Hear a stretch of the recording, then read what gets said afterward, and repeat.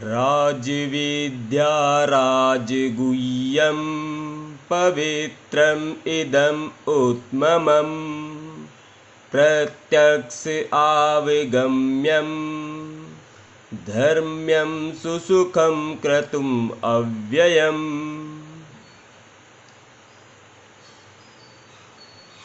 अर्थात यह ज्ञान सब विद्याओं का राजा है, जो समस्त रहस्यों में सर्वाधिक गोपनीय है। यह परम शुद्ध है और चूंकि यह आत्मा की प्रत्यक्ष अनुभूति कराने वाला है, अतः यह धर्म का सिद्धांत है। यह अविनाशी है और अत्यंत सुखपूर्वक संपन्न किया जाता है। तात्पर्य जानेंगे। भगवत गीता का यह अध्याय विद्याओं का राजा अर्थात राजविद्या कहलाता है, क्योंकि यह पूर्ववर्ती व्याख्यायित समस्त सिद्धांतों एवं दर्शनों का सार है। भारत के प्रमुख दार्शनिक गौतम, गणाद, कपिल, याज्ञवल्क्य, सांडिल्य तथा वैश्वानर है। सबसे अंत में व्यासदेव आते हैं, जो वेदांत सूत्र के लेखक है।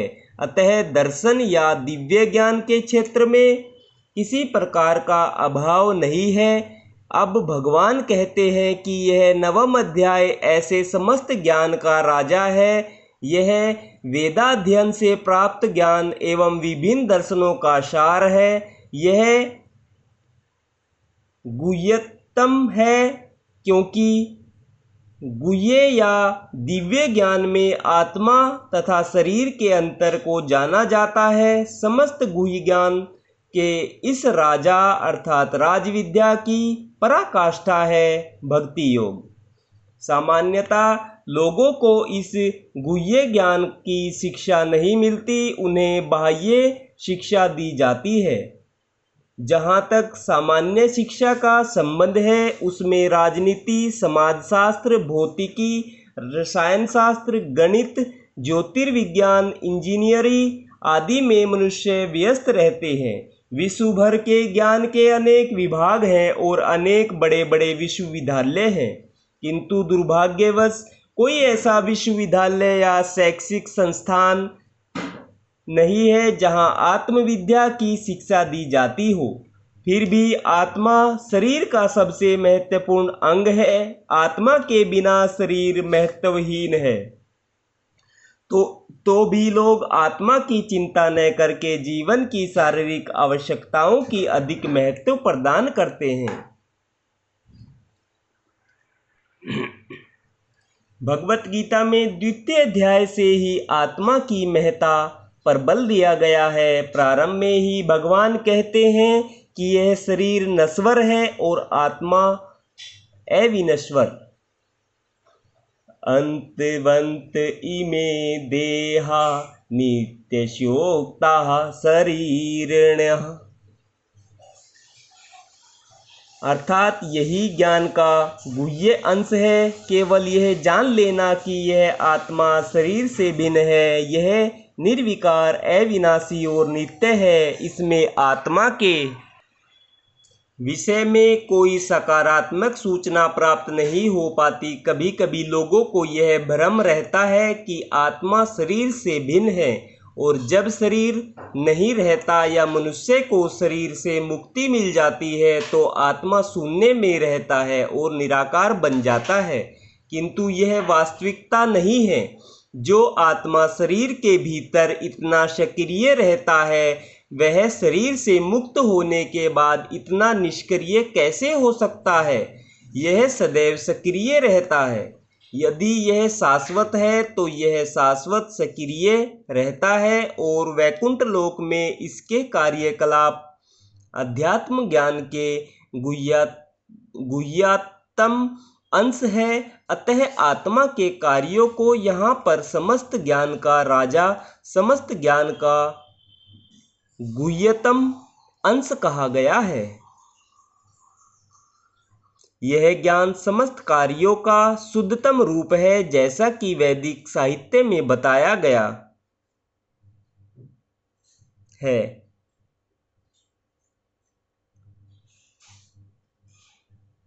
पद्म पुराण में मनुष्य के पाप कर्मों का विश्लेषण किया गया है और दिखाया गया है कि ये पापों के फल है। जो लोग सकाम कर्मों में लगे हुए हैं वे पाप पूर्ण कर्मों के विभिन्न रूपों एवं अवस्थाओं में फंसे रहते हैं। उदाहरणार्थ, जब बीज बोया जाता है तो तुरंत वृक्ष नहीं तैयार हो जाता, इसमें कुछ समय लगता है। पहले एक छोटा सा अंकुर रहता है, फिर यह वृक्ष का रूप धारण करता है, तब इसमें फूल आते हैं, फल लगते हैं और तब बीज बोने वाले व्यक्ति फूल तथा फल का उपभोग कर सकते हैं। इसी प्रकार जब कोई मनुष्य पाप कर्म करता है तो बीज की भांति इसके भी फल मिलने में समय लगता है। इसमें भी कई अवस्थाएं होती है। भले ही व्यक्ति के पाप कर्मों का उदय होना बंद हो चुका हो, किंतु किए गए पाप कर्म का फल तब तक मिलता रहता है। कुछ पाप तब भी बीज रूप में बचे रहते हैं, कुछ फलीभूत हो चुके होते हैं जिन्हें हम दुख तथा वेदना के रूप में अनुभव करते हैं। जैसा कि 7वें अध्याय के 28वें श्लोक में बताया गया है, जो व्यक्ति समस्त पाप कर्मों के फलों अर्थात बंधनों का अंत करके भौतिक जगत के द्वंद्वों से मुक्त हो जाता है, वह भगवान कृष्ण की भक्ति में लग जाता है। दूसरे शब्दों में, जो लोग भगवत भक्ति में लगे हुए हैं वे समस्त कर्म फलों अर्थात बंधनों से पहले से मुक्त हुए रहते हैं। इस कथन की पुष्टि पद्म पुराण में हुई है। प्रारब्ध फलम पापम कुटम बीजम फलोन्मुखम क्रमेणैव प्रलीयेत विष्णु भक्तिरात्मनाम। अर्थात जो लोग भगवत गीता में रत है उनके सारे पाप कर्म चाहे फलीभूत हो चुके हो, सामान्य हो या बीज रूप में हो, क्रमशः नष्ट हो जाते हैं। अतः भक्ति की शुद्ध कारिणी शक्ति अत्यंत प्रबल है और पवित्रतम उत्तमम अर्थात विशुद्धतम कहलाती है। उत्तम का तात्पर्य दिव्य है। तमस का अर्थ यह भौतिक जगत का अंधकार, जगत या अंधकार है, और उत्तम का अर्थ भौतिक कार्यों से परे हुआ। भक्ति में कार्यों को कभी भी भौतिक नहीं मानना चाहिए। यद्यपि कभी कभी ऐसा प्रतीत होता है कि भक्त भी सामान्य जनों की भांति रत रहते है। जो व्यक्ति भक्ति से अवगत होता है वही जान सकता है कि भक्ति में कार्य भौतिक नहीं होते, वे आध्यात्मिक होते हैं और प्रकृति के गुणों से सर्वथा अदूषित होते हैं। कहा जाता है कि भक्ति की संपन्नता इतनी पूर्ण होती है कि उसके फलों का प्रत्यक्ष अनुभव किया जा सकता है। हमने अनुभव किया है कि जो व्यक्ति कृष्ण के पवित्र नाम हरे कृष्ण कृष्ण कृष्ण हरे हरे, हरे राम राम राम हरे हरे का कीर्तन करता है, उसे जप करते समय कुछ दिव्य आनंद का अनुभव होता है और वह तुरंत ही समस्त भौतिक कलमश से शुद्ध हो जाता है। ऐसा सचमुच दिखाई पड़ता है। यही नहीं, यदि कोई श्रवण करने में ही नहीं अपितु भक्ति कार्यों के संदेश को प्रचारित करने में भी लगा रहता है या कृष्ण भावनामृत के प्रचार कार्यों में सहायता करता है, तो उसे क्रमशः आध्यात्मिक उन्नति का अनुभव होता रहता है। आध्यात्मिक जीवन की यह प्रगति किसी पूर्व शिक्षा या योग्यता पर निर्भर नहीं करती। यह विधि स्वयं इतनी शुद्ध है कि इसमें लगे रहने से मनुष्य शुद्ध बन जाता है। वेदांत सूत्र में भी इसका वर्णन प्रकाशस्य कर्मण्य अभ्यासात् के रूप में हुआ है, जिसका अर्थ है कि भक्ति इतनी समर्थ है कि भक्ति कार्यों में रत होने मात्र से बिना किसी संदेह के प्रकाश प्राप्त हो जाता है। इसका उदाहरण नारद जी के पूर्व जन्म में देखा जा सकता है। जो पहले दासी के पुत्र थे वे न तो शिक्षित थे न ही राजकुल में उत्पन्न हुए थे, किंतु जब उनकी माता भक्तों की सेवा करती रहती थी, नारद भी सेवा करते थे और कभी कभी माता की अनुपस्थिति में भक्तों की सेवा स्वयं करते रहते थे। नारद स्वयं कहते हैं,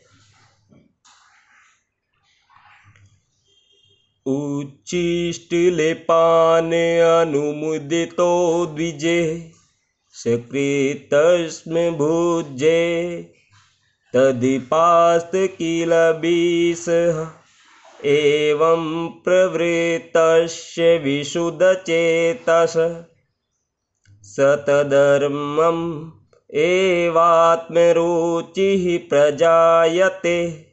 श्रीमद् भागवत के इस श्लोक में नारद जी अपने शिष्य व्यास देव से अपने पूर्व जन्म का वर्णन करते हैं। वे कहते हैं कि पूर्व जन्म में बाल्यकाल में वे चातुर्मास में शुद्ध भक्तों की सेवा किया करते थे, जिससे उन्हें उनकी संगति प्राप्त हुई। कभी कभी वे ऋषि अपनी थालियों में उच्छिष्ट भोजन छोड़ देते और यह बालक थालियां धोते समय उच्छिष्ट भोजन को चखना चाहता था। अतः उसने उन ऋषियों से अनुमति मांगी और जब उन्होंने अनुमति दे दी तो बालक नारद उस उच्छिष्ट भोजन को खाता था। फलस्वरूप वह अपने समस्त पाप कर्मों से मुक्त हो गया। ज्यों ज्यों वह उच्छिष्ट खाता रहा, त्यों त्यों वह ऋषियों के समान शुद्ध हृदय बनता गया। क्योंकि वे भागवत भगवान की भक्ति का आस्वाद श्रवण तथा कीर्तन द्वारा करते थे, अतः नारद ने भी क्रमशः वैसी रुचि विकसित कर ली। नारद आगे कहते हैं, तत्रान्वहं कृष्ण कथा परिगायताम् अनुगृह्णा शृण्व मनोहरा ताः श्रद्धा मेनुपदं विशृण्वतः प्रियेशवर्यगं ममाभवद्रुचि। ऋषियों की संगति करने से नारद में भी भगवान की महिमा के श्रवण तथा कीर्तन की रुचि उत्पन्न हुई और उन्होंने भक्ति की तीव्र इच्छा विकसित की। अतः जैसा कि वेदांत सूत्र में कहा गया है, परिकाशश्च कर्मण्य अभ्यासात्, जो भगवत भक्ति के कार्यों में केवल लगा रहता है उसे स्वतः सारी अनुभूति हो जाती है और वह सब समझने लगता है। इसी का नाम प्रत्यक्ष या अप्रत्यक्ष अनुभूति है। धर्मम्यम शब्द का अर्थ है धर्म का पाथ।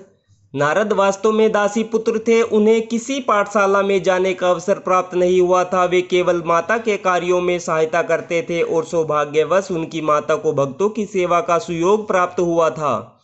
बालक नारद को यह भी सुअवसर उपलब्ध हो सका कि वे भक्तों की संगति करने से ही समस्त धर्म के परम लक्ष्य को प्राप्त कर सके। यह लक्ष्य है भक्ति। जैसा कि श्रीमद् भागवत में कहा गया है, सैवे पुंसाम परो धर्मो यतो भक्तिर दोक्षजे। सामान्यतः धार्मिक व्यक्ति यह नहीं जानते कि धर्म का परम लक्ष्य भक्ति की प्राप्ति है। जैसा कि हम पहले ही 8वें अध्याय के अंतिम श्लोक की व्याख्या करते हुए कह चुके हैं, वेदेषु यज्ञेषु तपःसु च एव। सामान्यतः आत्म साक्षात्कार के लिए वैदिक ज्ञान आवश्यक है, किंतु यहाँ पर नारद न तो किसी गुरु के पास पाठशाला में गए थे, न ही उन्हें वैदिक नियमों की शिक्षा मिली थी, तो भी उन्हें वैदिक अध्ययन के सर्वोच्च फल प्राप्त हो सके। यह विधि इतनी सशक्त है कि धार्मिक कृत्य किए बिना ही मनुष्य सिद्धि पद को प्राप्त होता है। यह कैसे संभव होता है, इसकी भी पुष्टि वैदिक साहित्य में मिलती है। आचार्यवान पुरुषो वेद। महान आचार्यों के सत्संग में रहकर मनुष्य आत्म साक्षात्कार के लिए आवश्यक समस्त ज्ञान से अवगत हो जाता है, भले ही वह अशिक्षित हो या उसने वेदों का अध्ययन न किया हो। भक्ति योग अत्यंत सुखकर अर्थात सुसुखम होता है। ऐसा क्यों? क्योंकि भक्ति में श्रवणम कीर्तनम विष्णु हो रहता है, जिससे मनुष्य भगवान की महिमा के कीर्तन को सुन सकता है या प्रामाणिक आचार्यों द्वारा दिए गए दिव्य ज्ञान के दार्शनिक भाषण सुन सकता है। मनुष्य केवल बैठे रहकर सीख सकता है, ईश्वर को अर्पित अच्छे स्वादिष्ट भोजन का उच्छिष्ट खा सकता है। प्रत्येक दशा में भक्ति सुखमय है। मनुष्य गरीबी की हालत में भी भक्ति कर सकता है। भगवान कहते हैं, पत्रम पुष्पम फलम तोयम। वे भक्त से हर प्रकार की भेंट लेने को तैयार है, चाहे पत्र हो, पुष्प हो, फल हो या थोड़ा सा जल। जो कुछ भी संसार के किसी भी कोने में उपलब्ध हो या किसी व्यक्ति द्वारा उसकी सामाजिक स्थिति पर विचार किए बिना अर्पित किए जाने पर भगवान को वह स्वीकार है, यदि उसे प्रेम पूर्वक चढ़ाया जाए। इतिहास में ऐसे अनेक उदाहरण प्राप्त हैं। भगवान के चरण कमलों पर चढ़े तुलसी दल का आस्वादन करके सनंत कुमार जैसे मुनि महान भक्त बन गए। अतः भक्ति योग अति उत्तम है और इसे प्रसन्न मुद्रा में संपन्न किया जा सकता है। भगवान को तो वह प्रेम प्रिय है जिससे उन्हें वस्तुएं अर्पित की जाती है। यहाँ पर कहा गया है कि भक्ति शाश्वत है, यह वैसी नहीं है जैसा कि मायावादी चिंतक साधिकार कहते हैं। यद्यपि वे कभी कभी भक्ति करते हैं, किंतु उनकी यह भावना रहती है कि जब तक मुक्ति न मिल जाए तब तक उन्हें भक्ति करते रहना चाहिए, किंतु अंत में जब वे मुक्त हो जाएंगे तो ईश्वर से उनका तादात्म्य हो जाएगा। इस प्रकार की अस्थायी सीमित स्वार्थ में भक्ति शुद्ध भक्ति नहीं मानी जा सकती। वास्तविक भक्ति तो मुक्ति के बाद भी बनी रहती है। जब भक्त भगवत धाम को जाता है तो वहाँ भी वह भगवान की सेवा में रत हो जाता है। वह भगवान से तदाकार नहीं होना चाहता। जैसा कि भगवत गीता में देखा जाएगा, वास्तविक भक्ति मुक्ति के बाद प्रारंभ होती है। मुक्ति होने पर जब मनुष्य ब्रह्मपद पर स्थित होता है, ब्रह्मभूत, तो उसकी भक्ति प्रेम प्रारंभ होती है। समः सर्वेषु भूतेषु मद भक्तिम लभते पराम। कोई भी मनुष्य कर्मयोग, ज्ञान योग, अष्टांग योग या अन्य योग करके भगवान को नहीं समझ सकता। इन योग विधियों से भक्ति योग की दिशा में किंचित प्रगति हो सकती है, किंतु भक्ति अवस्था को प्राप्त हुए बिना कोई भगवान को समझ नहीं पाता। श्रीमद् भागवत में इसकी भी पुष्टि हुई है कि जब मनुष्य भक्ति योग संपन्न करके विशेष रूप से किसी महात्मा से श्रीमद् भागवत या भगवत गीता सुनकर शुद्ध हो जाता है तो वह कृष्ण विद्या या तत्व ज्ञान को समझ सकता है। एवं प्रसन्न मनसो भगवत भक्ति योगतः। जब मनुष्य का हृदय समस्त व्यर्थ की बातों से रहित हो जाता है तो वह समझ सकता है कि ईश्वर क्या है। इस प्रकार भक्ति योग या कृष्ण भावनामृत समस्त विद्याओं का राजा और समस्त गुह्य ज्ञान का राजा है। यह धर्म का शुद्धतम रूप है और इसे बिना कठिनाइयों के सुखपूर्वक संपन्न किया जा सकता है। अतः मनुष्य को चाहिए कि इसे ग्रहण करे। राधे राधे भक्तजनों, जय श्री कृष्णा। आज हमने श्रीमद् भागवत गीता के 9वें अध्याय के दूसरे श्लोक का आनंद लिया है। कल हम तीसरे श्लोक का आनंद लेंगे। राधे राधे, जय श्री कृष्ण।